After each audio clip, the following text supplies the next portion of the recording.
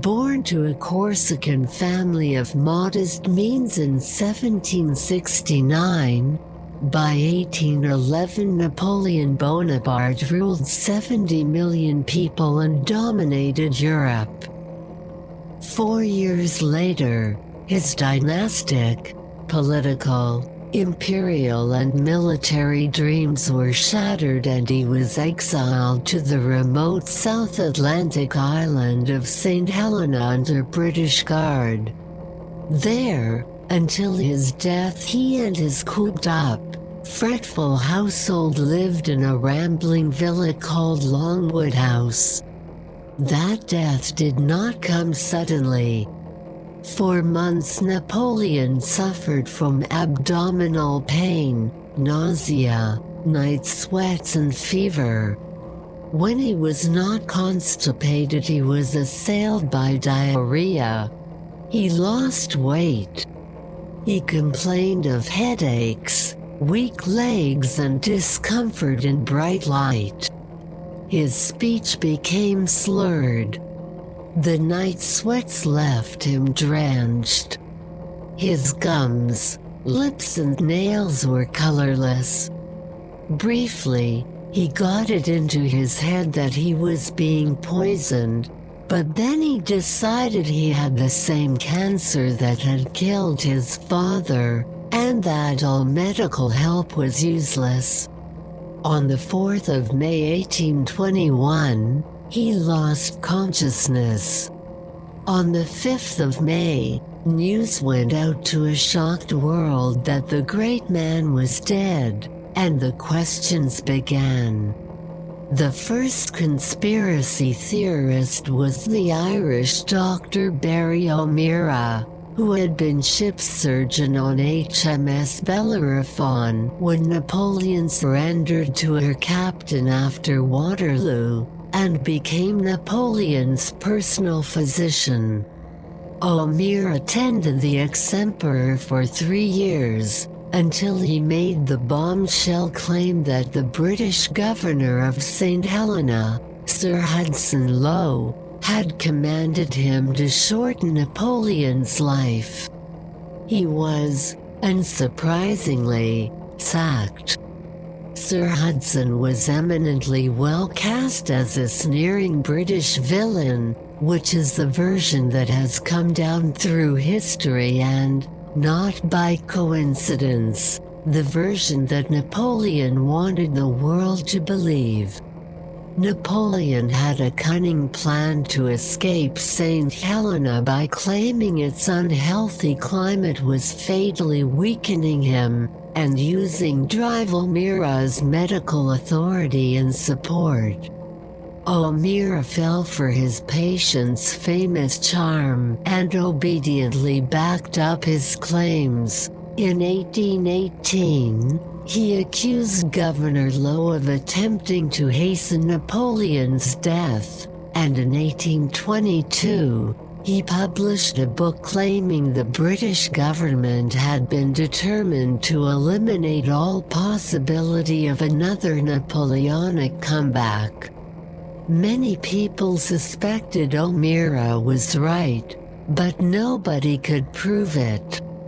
No method yet existed to prove the presence of arsenic in a corpse, and Napoleon's was, in any case, buried in 4 coffins and under a large slab of rock.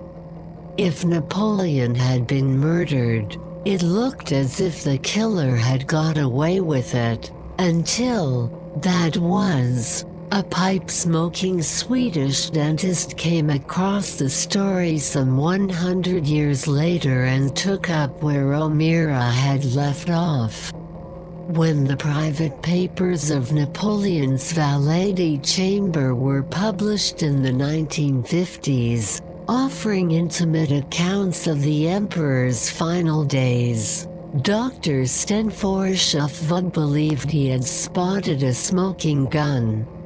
Of 31 symptoms of arsenic poisoning discovered by scientists since 1821, Napoleon presented 28, So Forshoff asked a Scottish university to conduct a newly invented arsenic detection test.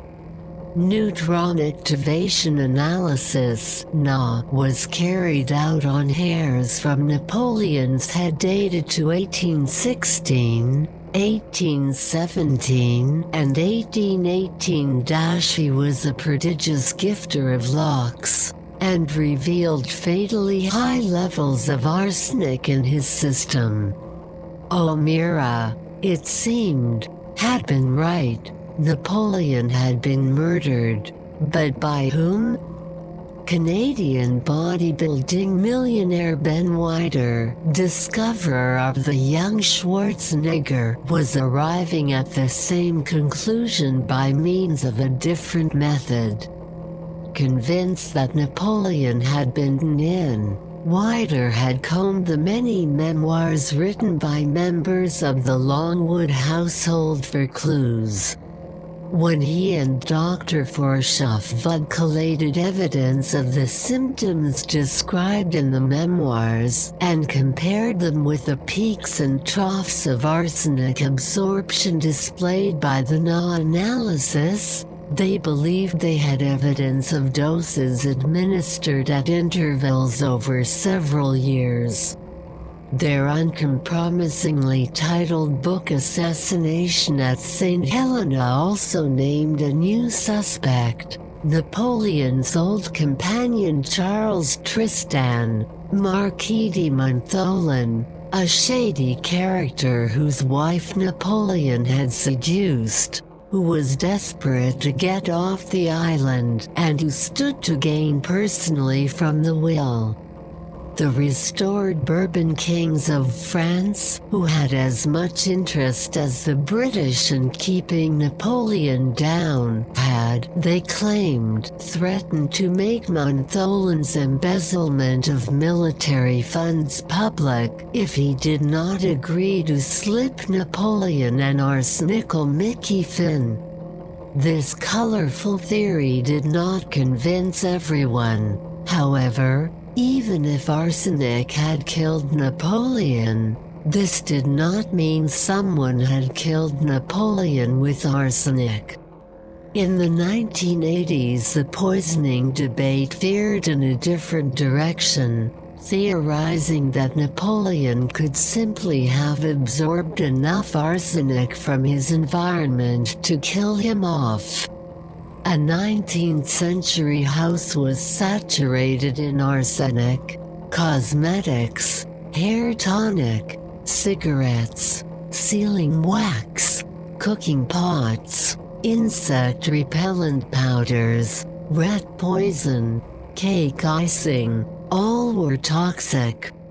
When a Newcastle University chemist experimented on a scrap of Longwood wallpaper stolen by a 19th century tourist, he discovered poisonous gases exhaled by a mold growing behind it could even have contributed to Napoleon's fatal decline. Later researchers tested hairs from Napoleon's son, his first wife, the Empress Josephine, and 10 living persons, and concluded that Europeans in the early 19th century had up to 100 times more arsenic in their bodies than the average person living now. Inanimate guilty parties suddenly swarmed the crime scene. The murder school was having none of it.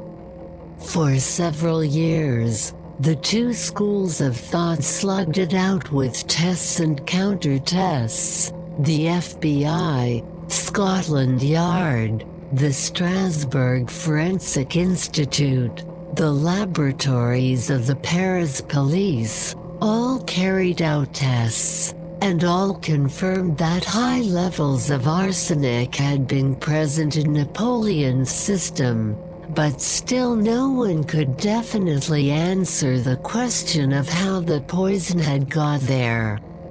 Meanwhile, a second debate rumbled away in the background: substitution. The idea of the substitute emperor has been used in films and novels, and certainly, Napoleon's more besotted admirers were and are sure that he lived on, and that the man who died on the 5th of May was someone else.